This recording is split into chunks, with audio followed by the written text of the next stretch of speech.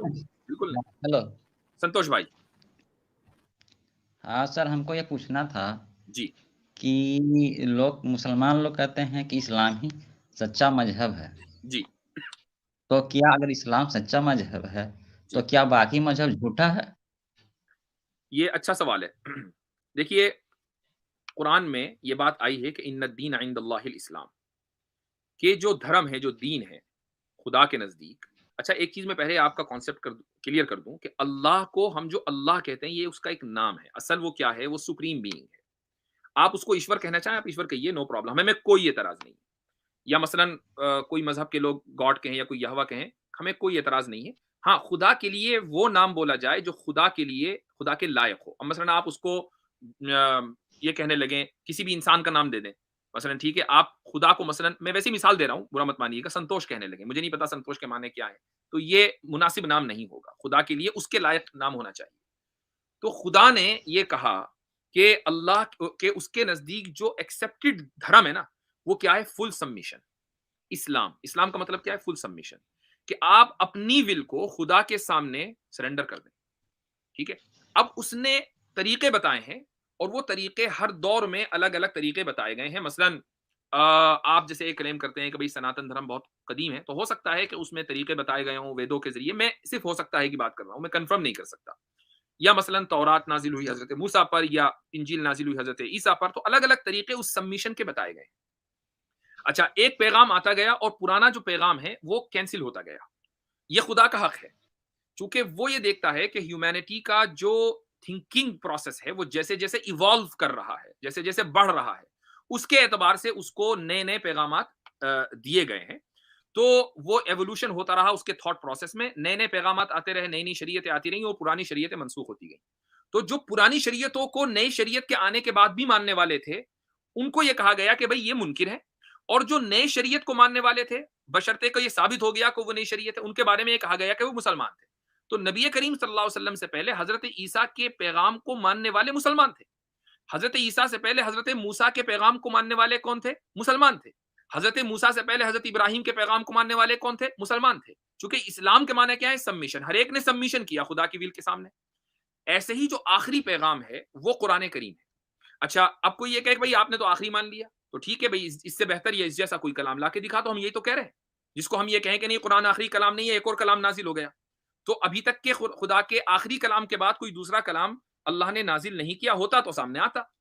तो अब उस आखिरी कलाम को मानना, दरअसल उसी खुदा को मानना है कि जितने जितने सारी किताबें भेजी, सारे सहीफे भेजे, सारे सेक्रेड जो उसने स्क्रिप्चर्स हैं वो भेजे हैं। तो आप ये मत सोचें कि भाई मैं यानी अगर मैं इस्लाम को कबूल कर लूंगा तो दरअसल मैंने हिंदुइज्म की मैंने तकजीब कर दी, मैंने इनकार कर दिया। बल्कि आप खुद देखें, मुफ्ती साहब मुझसे ज्यादा हिंदुइज्म के बारे में जानते हैं। आपने कितने ही श्लोक और कितने ही वेद के जो वर्सेस हैं वो पढ़े होंगे कि जिसमें एक खुदा की इबादत करने का हुक्म दिया गया है।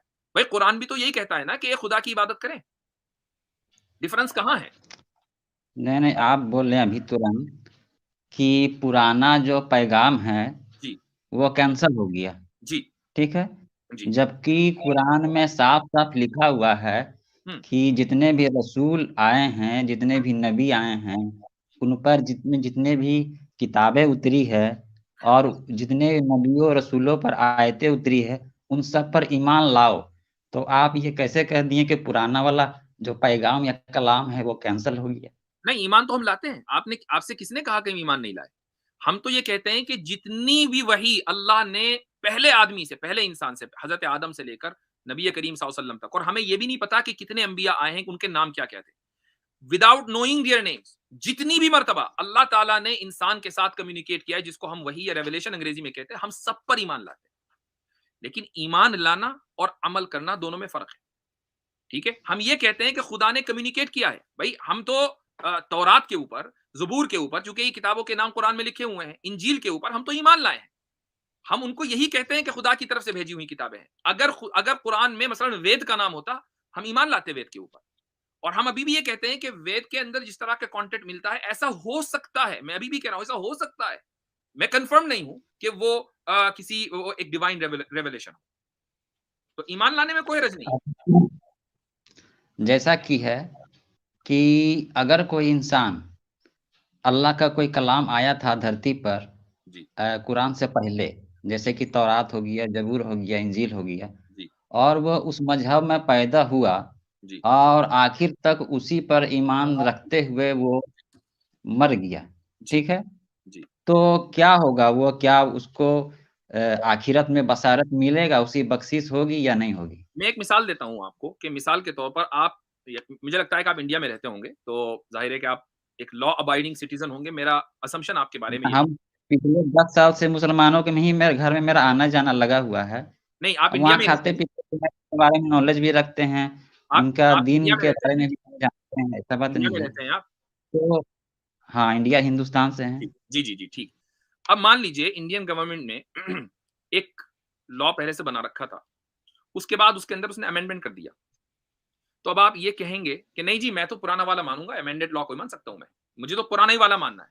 और आप पुराने वाले लॉ के एतबार से एक्ट करते रहें और अमेंडेड लॉ को ना माने तो अगर वो मान लीजिए एक ऐसा सीरियस मसला है तो आपके ऊपर केस भी हो सकता है, आप जेल भी जा सकते हैं। तो ये एक कॉमन सेंसिकल चीज़ है कि जिसको लॉ बनाने का इख्तियार है, कानून देने का इख्तियार है, उसको ये भी इख्तियार है कि वो इस लॉ को कैंसल करके नया लॉ दे और फिर जो सिटीज़न्स हैं, उनको नया लॉ मानना ज़रूरी है। वो पुराने या ये कि आप अपनी आवाज़ उठाना चाहें, उठाएँ, फिर आप इलेक्ट होकर जाइए पार्लियामेंट में। लेकिन आप अपोज़ उसी वक़्त करेंगे जब आपके पास अक्सरियत होगी, डेमोक्रेसी तो इसी तरह चलती है। ये मैंने एक वैसे ही मिसाल दी है। वो बात अगर मान नहीं, हमने कहा हमने ये नहीं कर रहे, हम कर रहे हैं कि उसको इस्लाम के बारे में पता ही नहीं है, कुरान या रसूल के बारे में पता ही नहीं है, हाँ, यानी कि ठीक है, उसको उसके ठीक है, बाद नया जो लॉ है उसके बारे में पता ही नहीं है। ठीक है। हम ये बोल रहे ये हैं कि आपने बहुत अच्छा वो सवाल जिस किया, मैं जवाब दे देता हूँ। मज़हब में पैदा हुआ, मान लीजिए कि हम वेद को मानते हैं, जी, ठीक है? और वेद को मानते ही हुए मेरा इंतकाल हो गया, ठीक, तो हमको तो अल्लाह के रसूल के बारे में पता नहीं चला, ठीक, कुरान के बारे में पता नहीं चला, बिल्कुल तो ठीक। मेरा क्या होगा आखिरत में? बहुत ये मुफ्ती साहब बड़ा अच्छा सवाल किया है हमारे संतोष भाई ने, उसका जवाब मैं दे देता हूँ, शायद मेरे जवाब से आप मुत्तफ़िक़ हों। देखिए, वो लोग कि जिन तक नबी करीम सल्लल्लाहु अलैहि वसल्लम का पैगाम नहीं पहुँचा, चाहे वो कहीं भी हों, अमेज़न के फ़ॉरेस्ट में रह रहे हों, हिमालय की चोटी पर रह रहे हों, उन तक इस्लाम की दावत नहीं पहुँची मसलन, रसूलुल्लाह सल्लल्लाहु अलैहि वसल्लम के बारे में वो नहीं जानते, कुरान के बारे में नहीं जानते और उनका उसी तरीके से इंतकाल हो गया, उनसे जो सवाल होगा ना, वो सिर्फ़ खुदा की तौहीद का होगा, कि खुदा को एक मानते हो या नहीं।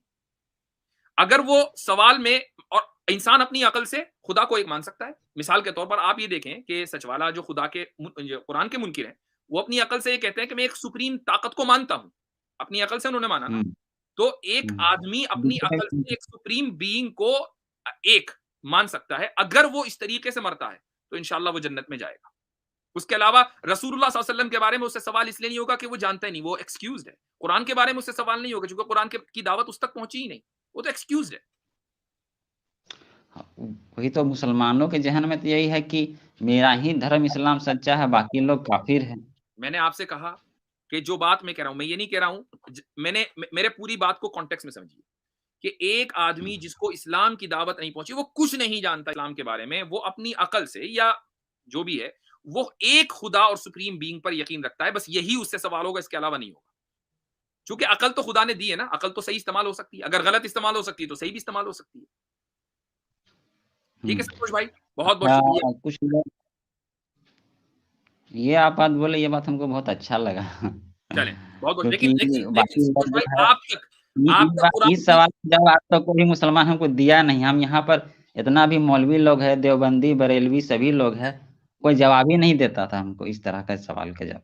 आप आप तक के इस्लाम की दावत पहुंच गई है वैसे, आपके पास एक्सक्यूज नहीं है, आप तक पहुंच गई है, आप कुरान भी जानते हैं, आप मुफ्तियों से कनेक्ट भी हैं, आप 10 साल से आप खुद ही कह रहे हैं मुसलमानों के घरों में भी जा रहे हैं, तो इसलिए मैं बिल्कुल अनअपोलोजेटिक अंदाज से बात करता हूं।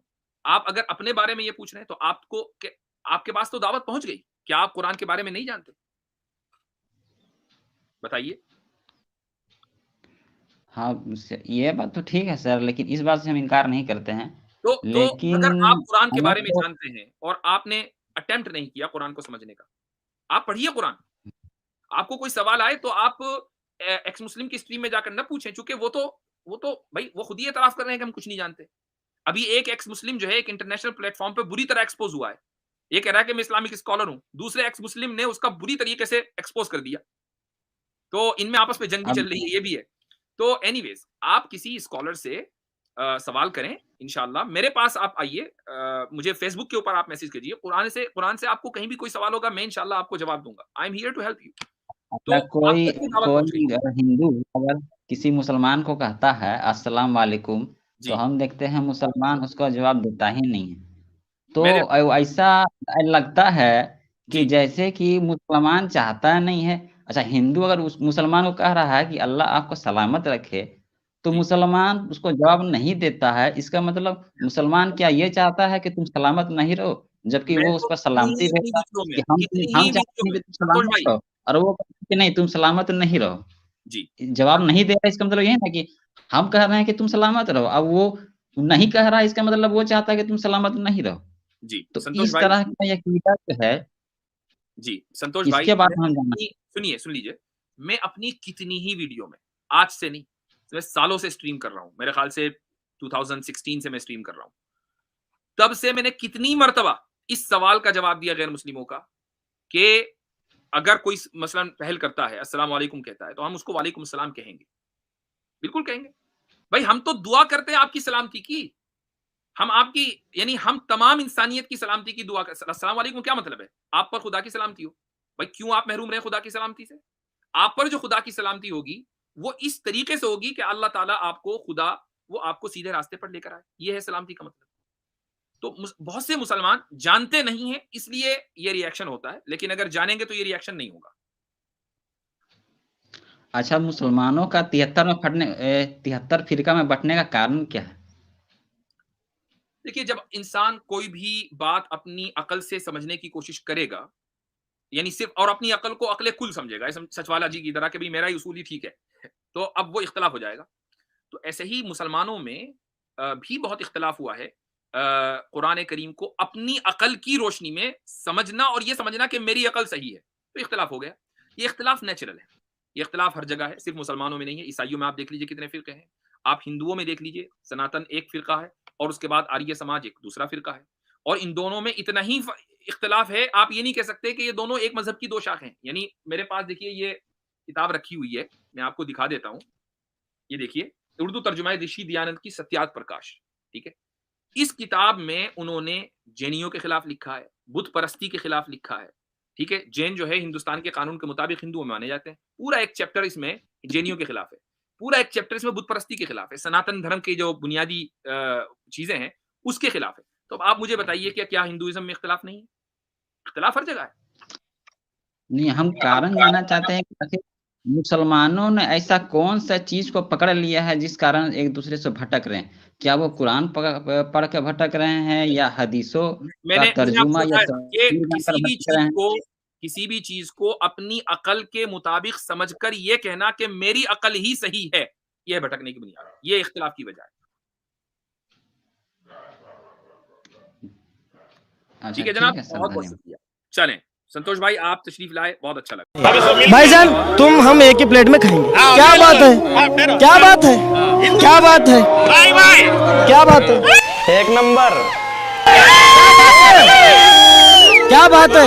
मेरे घर के सामने फकीर है, बड़ा एक एकड़ 18 जमीन का फकीर है, मुसलमान के मंदिर में मैं रोज जाके बैठता हूँ। क्या फर्क पड़ रहा है? वाह, क्या फर्क, उन्होंने मेरे घर में आके खाते, क्या फर्क पड़ रहा है? मिल बैठ कर रहने का है, उनको लेके क्या करने का? इतने साल तक उन्हें बाहर है, क्या पाप उनको सोच के मुसलमान मुसलमान मुसलमान बोल के उनको बाहर निकाल रहे, सब उगाल के रख रहे। उन्होंने क्या करते, इतने दिन में क्या करे उन्होंने? ऐसी और वीडियो देखने के लिए इस चैनल को सब्सक्राइब करो और फॉलो करो।